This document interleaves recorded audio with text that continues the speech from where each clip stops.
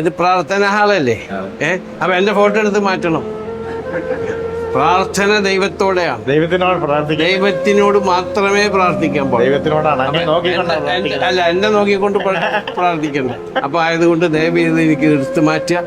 എന്നിട്ട് ആരൊക്കെ ദൈവത്തിന്റെ പ്രാർത്ഥനയ്ക്ക് വേണ്ടി ദൈവത്തിന്റെ ചിത്രങ്ങൾ ഇവിടെ അല്ല, അത് മൂന്നും വെച്ചു മനസ്സിലാണ് ദൈവം, ഇൻവിസിബിൾ. ഫോട്ടോ എടുത്ത് മാറ്റണം. Thank you. എവിടെ മോൻ? ഈ ഫോട്ടോ എടുത്ത് മാറ്റണം. അത് നോക്കി പ്രാർത്ഥിക്കരുത്. എന്നെ നിങ്ങള് മലയാളത്തില് കുറ്റക്കാരനാക്കി ദൈവത്തിന്റെ മുന്നിൽ. മനസ്സിലായില്ലേ? നമ്മളും നിങ്ങളൊക്കെ ദൈവത്തിന്റെ അടിമകളാണ്.